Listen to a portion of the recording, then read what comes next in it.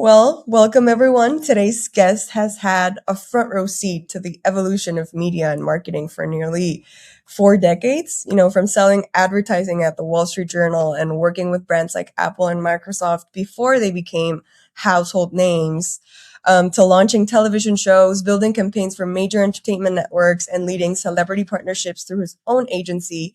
He's seen firsthand how influence, storytelling, and attention have transformed over time.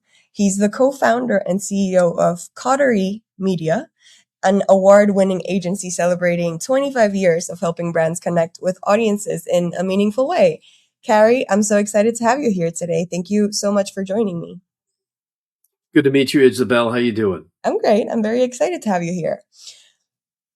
So let's begin with sort of the origin story. You started your career selling ads in an era when people sat down with a newspaper and gave it their full attention. Today brands fight for fractions of a second. Like, what's one thing audiences lost? What do you think is something that audiences lost in that transition that you wish we could bring back? Oh, well, of course, cohesiveness. It was a lot easier, back in my day when I started my career because there were only maybe, what, three channels plus PBS. And then we had a plethora of newspapers, magazines, radio, all sorts of things that we could reach an audience with. So, now things are more complicated. And we, as you said, we're fighting for every single eyeball that we can get. I think, however, though, one of the things that people are coming towards is authenticity. Yeah. We've seen that trend over the past, 4 or 5 years, in that people really want things that are authentic. That's why we have influencers. That's why we have these things. We just don't want to be lied to anymore. Yeah, I couldn't agree more. There's nothing like the power of being authentic to connect Mm-hmm. with someone. And Mm-hmm. you worked with brands like Apple and Microsoft long before they became cultural institutions. Right. Looking back, what do you think separated the companies that became iconic from the ones that simply had big budgets? Mm-hmm. Well, I mean, Apple and Microsoft really actually they weren't as big as they are now, but they certainly were household names. People were talking about them. People have been talking about Apple since their 1984 commercial. And with Microsoft, it's a different deal because they were, in my view, they've done a lot of great things. But they were better marketers than anything else in that they cemented their platform into every single, practically every single PC. I think they have an 85 or 90% adoption rate. And so they're great poker players in that regard. Um, I, uh, I see, what's going on now. And from our perspective, our plans are a lot more involved. It's not as easy to just put something together. Yeah. With a cohesive message. You have to have different messages for different audiences, and also you have to be able to define, describe, and reach the niche that every single client is involved with. I not only worked with Microsoft and Apple, I worked with Hewlett Packard, I worked with Dell. And in their beginnings, in the late '80s and early '90s, and then a series of others like Compaq that have kind of gone away. But the world has changed, but also the world is in many ways the world has stayed the same because people still need to be reached, and they need to have honest messages that are given to them where there's a reward connected with it. That makes a lot of sense. That's, I think, a great reminder. And you have spent years helping public figures tell stories on behalf of brands. What do you think Mm-hmm. is the fastest way to tell when someone is endorsing something they genuinely believe in versus simply reading, a script? That's hard to do because we have a lot. There are a lot of great actors, and there are a lot of people that try to convince us of one thing that's actually not true. one of the great things about today's society is that we're dealing with social media, and social media's reaction is immediate and at scale. Yeah. So if somebody doesn't like something, you can just scroll down to the comments and see what's going on. Or if there's a product that is not well liked, or there's one that's better, you can go to Amazon and check out the star rating, and you can check out ratings. You can check out all these things. So it takes more due diligence from the public's perspective, Yeah. for the whole caveat emptor, which Yeah. for those uninitiated, it's Latin for let the buyer beware. You can go and do that, but also that's one of the things that public relations has to get involved with, which is telling the narrative, the story of the product or service that they're wanting to market. In fact, that is the most important thing that I think any brand can have is a cohesive brand story, Absolutely. that's rooted in truth. Absolutely. That's a great way to frame it. And like, if I gave you an unlimited budget to book any spokesperson in the world for a campaign tomorrow, who would you choose? Like, not because they're famous, but because people like genuinely believe them. There are a number that come to mind. Mike Rowe is one. Joe Rogan is another. Okay. Yeah. Nice. These guys are truth tellers. Joe Rogan has had his own sort of, realization arc that's occurred within his own life that he has expressed. Yeah. The rest of them, I don't know about. If there's any credibility. Really, the thing is about a generality such as that is that it really has to deal with niches. Yeah. You're not gonna ask Charlize Theron to talk about Home Depot products. Yeah. You're just there's it's got to be on brand, and it's got to be direct. Yeah. And you went from, print and radio to OTT, like influencer, programmatic advertising. Like, that was a big shift. So I'm curious, which shift in media did people underestimate the most while it was happening, in your opinion? Well, I mean, there were a couple of others. There was syndicated radio. There was online display advertising. There was syndicated television before that, and then there was broadcast. There was I also worked in what they call DR, long form advertising, also known as infomercials. So from there, you really have to have a great brand message and construct it and sell the product in a very limited amount of time. Yeah. The thing that I think that has been really underestimated, of course, for somebody like me who began so many years ago, like a dinosaur, is the internet. Yeah. We did not know how pervasive it was going to be, and especially the smartphone. We have these things that basically have the power of a mainframe, 20 years before its time. And now everybody is on those little like 3x5 pieces of technology all day, every day. Yeah. To the point where people are addicted to them. And so those two things are going to be it. But I also think that one of the things that everybody is sort of either overestimating or underestimating, depending on who you talk to, is AI. Yeah. Definitely. Do you think because AI has the capability of making us more intelligent, more efficient, faster, better, but you also have to be able to have enough information within yourself for discernment as to what is good taste, what is bad taste, what is true, what is false, because AI makes mistakes as well, and we see those. Absolutely. Now that you brought up AI, I feel like I'm living in a piece of history, that like future generations are going to look back at this time and, think, oh my God. And I was like, we were there present when it was developing in real time. Do you think, did you feel the same when the internet sort of? Oh, I expected flying cars before this. I expected bullet trains and flying cars and all sorts of technologies beyond just the whole thing. and it really sort of came out of the blue. It really did. It was a speck on the horizon that had had an extreme amount of velocity, and it's gotten here in a hurry. And I think in 6 months, we're going to be dealing with another brand new reality. Of course, AI is like so many other things, and we were talking about this early last year. Is that there are a lot of entrants into AI and a lot of applications for AI, and so it's going to shake out where there are going to be several conglomerates that are going to own all or most of them, like an oligopoly.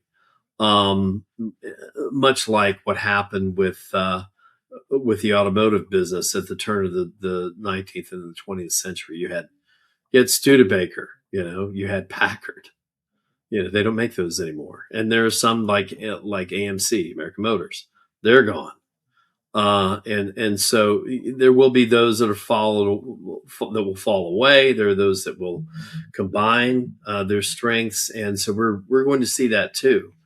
My big fear has been previously, and there's a book on the gigantic shelf behind me that's written by a guy I know, called Dark Eon, which is very, very foreboding, as to the future of the human, because a lot of this deals with, and I'm getting off the subject, transhumanism, Well, where humans will be replaced by AI-oriented machines. I'm hoping that doesn't happen. I'm thinking, at least in the short term, from what I'm seeing, it will allow people more, because we've always said that, well, this is going to replace people. The automobile is going to replace the buggy. And then it hasn't replaced anything completely. People still listen to the radio. They listen to AM radio. So there you go. oh my God, that's interesting. But like, did you know, right? It didn't feel the same as the internet back then. It was like much more slower. Like here in AI, something new comes up, every month. Yeah, and that's my point, is that in 6 months, we're not even going to recognize the landscape. It's going to be something completely different. Oh my God, yes. And we have to anticipate that. Absolutely. And that's another problem for marketing firms, is that, we're planning 3, 4, 5, 6 months out. We have to anticipate those things and see if we can create the messaging that still can be true, can ring true, even with this evolution that we're continually dealing with, all these changes. Absolutely. We have to find that. It's all about like flowing with structure, Yeah. After like 25 years of campaign launches, celebrity talent, major brands, what part of this job still gives you like the same excitement it did in the beginning? Oh, well, it's amazing to think that I still like my job, but I do.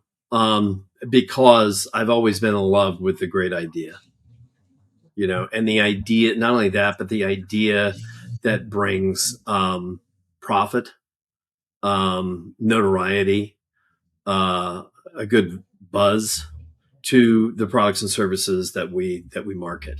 The reason why we started Coterie Media in the first place was to provide that, and not only that, but to provide the clients that we would bring on with senior level service.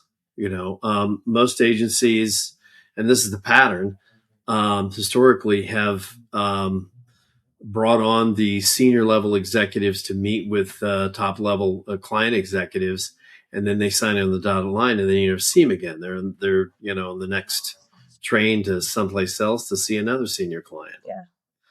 We didn't like that, and we wanted to be able to create a culture where people who have been places can speak to those individuals who need that service, need that kind of service.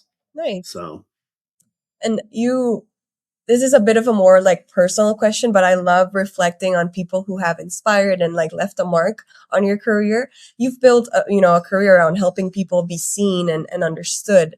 So who are the people in your own life who taught you how to do that well?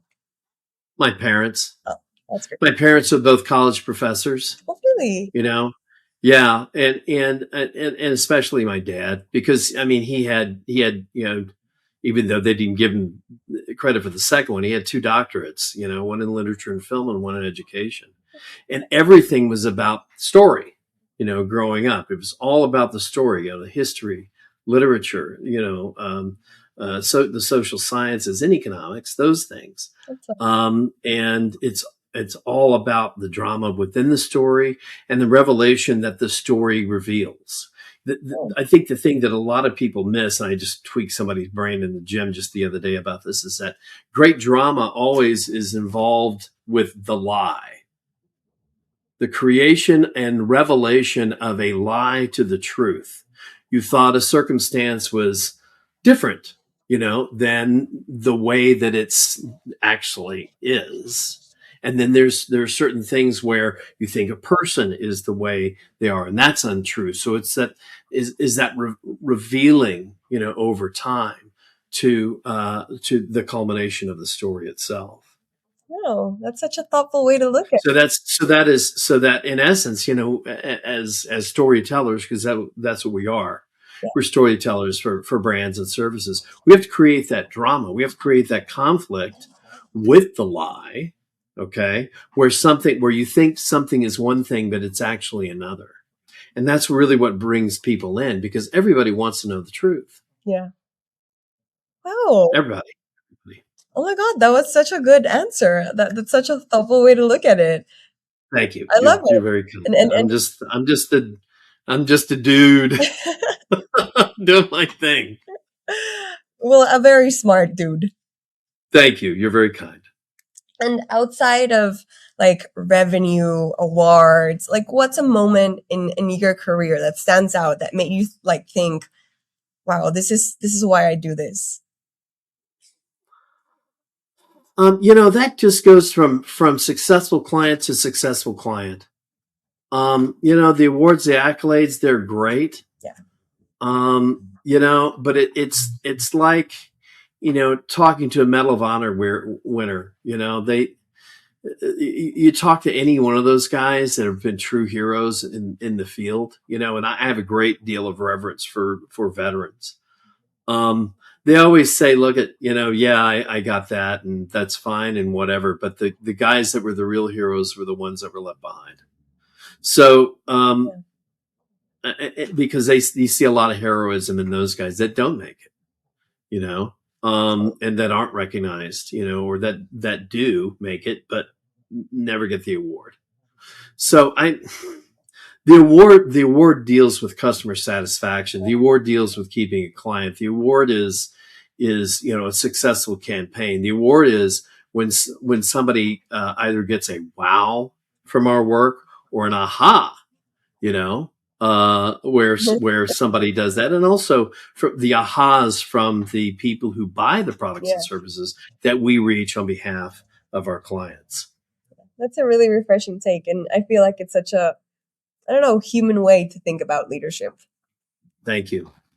And if, the Carrey Warren who had just started at the Wall Street Journal walked into your office today, like, what's one piece of advice you'd give him and one thing you'd tell him, like, not to change? Don't change your enthusiasm. Nice. Keep that drive. Understand that you don't know everything. Everyone is your teacher and everyone is your student. And the other thing would be to, when you see opportunities, because there were opportunities that I got that I didn't think were as important as they were, and there were things that I missed out on, as a result of that. Is that really look at those opportunities in terms of not just who you are, but where that opportunity can take you. Oh, nice. And I definitely agree with the enthusiasm, because I feel like, all these years later, and it's still very much present in you and in this conversation. Thank you. Yeah. I'm like I said, I'm just doing my thing. And but how cool and how what a joy that you enjoy that. It feels like you really enjoy what you do. No, I really do. I want to help more people, and that's really what it's about. We're here, and that's why I wrote this line. We're here to create the buzz that makes you money. That's a great one. That's what it's about. I love that. When did you create that? A couple few years ago. It took a while for everybody to adopt it, but now I think we've had an overall connection to the The brand food. I story love it. itself. Yeah. Well, Carrie, thank you so much for taking the time to be here today. This was a really interesting conversation. I think, what stood out to me most is that while, platforms, technology, the ways we reach people have changed dramatically, the human side of this work, earning trust, telling stories people care about Hmm. and creating, that connection that we spoke about in the beginning of the episode has remained constant throughout your career. So thank Thank you you. for sharing your experiences so generously. I know our audience is going to walk away with a lot to think about, and that is always a fascinating conversation. When you leave a conversation and you will have a lot to think about. So it was truly a pleasure and a joy to have you on. Thank you for taking the time. Thank you. Thank you too. Take care, Isabel. You've been listening to Fully Managed, brought to you by Penji. Check out the show notes to learn more about today's guest, and to learn more about Penji, the human-first creative subscription service, head over to penji.co. And by the way, if you're still listening, it would mean the absolute world to us if you were to share this podcast with a friend, and of course, subscribe.